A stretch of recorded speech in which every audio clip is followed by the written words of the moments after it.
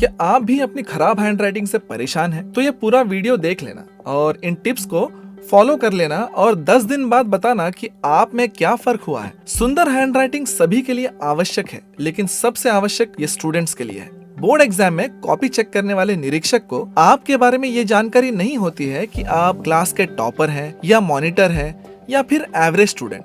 वहाँ मार्किंग सिर्फ आपकी हैंडराइटिंग के बेस पर होती है। तो इसीलिए अगर बोर्ड एग्जाम में टॉप करना है तो आपकी हैंडराइटिंग अट्रैक्टिव होनी चाहिए। लेकिन ये सवाल आप जिससे भी पूछते हैं सबके अलग अलग जवाब मिलते हैं। कोई बताएगा डेली 15 से 20 पेज लिखो, कोई बताएगा महंगे पेन का यूज करो, कोई सलाह देगा 2 उंगली से पेन पकड़ो, तो कोई बोलेगा 4 उंगली से पेन पकड़ो, और कोई कहेगा पेन को ऐसे पकड़ो कि 90 डिग्री का कोन बने, है कि नहीं? तो क्या ये सभी टिप्स सही है?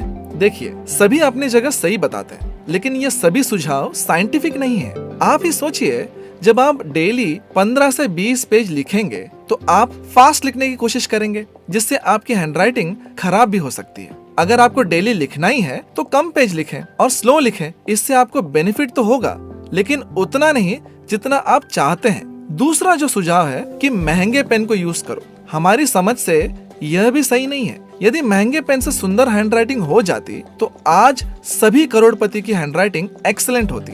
इसीलिए ये भी पूरी तरह से सही नहीं है। आप 5 रुपए वाले पेन से भी अच्छी हैंडराइटिंग लिख सकते हो। तीसरा सुझाव, 2, 3, 4 उंगली से पेन पकड़ो, यह भी सही नहीं है। जिस तरह से आप बचपन से पेन पकड़ते हैं, अगर मैं उसमें चेंज करूंगा तो शायद आपकी हैंडराइटिंग और भी खराब हो जाए। तो आखिर कौन से टेक्निक को अपना कर आप अपनी हैंडराइटिंग सुधार सकते हैं? तो चलिए जानते हैं ऐसे 10 टेक्निक जो साइंटिफिकली प्रूव्ड है। पहला, सही तरीके से बैठ कर लिखना। मान लीजिए किसी की राइटिंग बहुत अच्छी है, उसे आप ऐसे पोजीशन पे बैठा दो जिससे वह कंफर्टेबल नहीं है।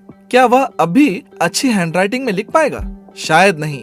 तो अच्छी हैंडराइटिंग के लिए आपको सही तरीके से बैठना जरूरी है। आपको न ज्यादा झुक कर बैठना है, न ही ज्यादा सीधा होकर। इसीलिए आप जब भी लिखने बैठे कुर्सी टेबल या स्टडी टेबल का प्रयोग करें। इस प्रकार बैठे कि अगर आपको 2-3 घंटे तक लगातार बैठना भी पड़े तो भी कोई परेशानी नहीं होगी।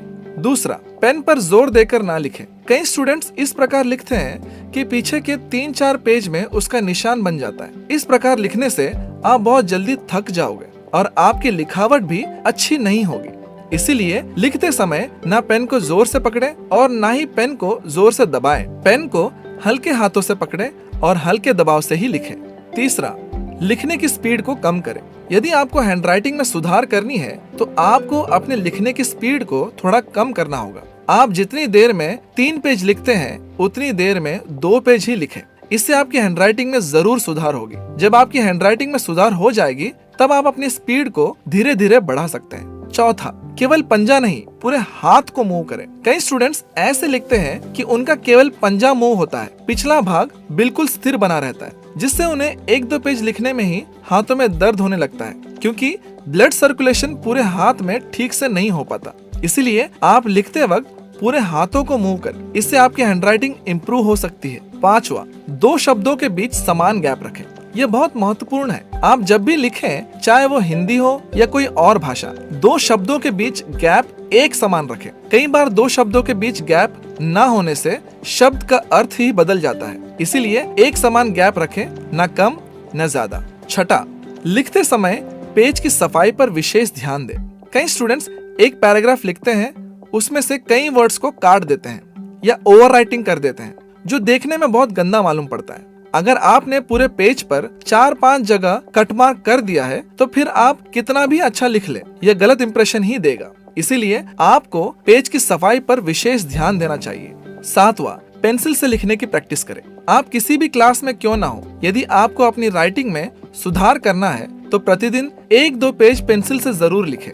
क्या आपको पता है, जितने भी अच्छे स्कूल्स हैं उसमें क्लास 5 तक के बच्चे केवल पेंसिल से लिखते हैं, क्योंकि अच्छी हैंडराइटिंग लिखने का यह एक वैज्ञानिक तरीका है। पेंसिल से लिखते वक्त आप उतना फास्ट नहीं लिख सकते जितना कि बॉल पेन या जेल पेन से। 8वां, शब्दों का झुकाव। आपके वर्ड्स का एंगल आपकी राइटिंग को इफेक्टिव बना देता है। कुछ लोग पूछते हैं कि सीधा लिखें या फिर लेफ्ट राइट एंगल बनाकर लिखें। तो हमारा सुझाव है, आप सभी वर्ड्स में लगातार एक ही एंगल बनाए रखें, चाहे वह लेफ्ट राइट हो या सीधा।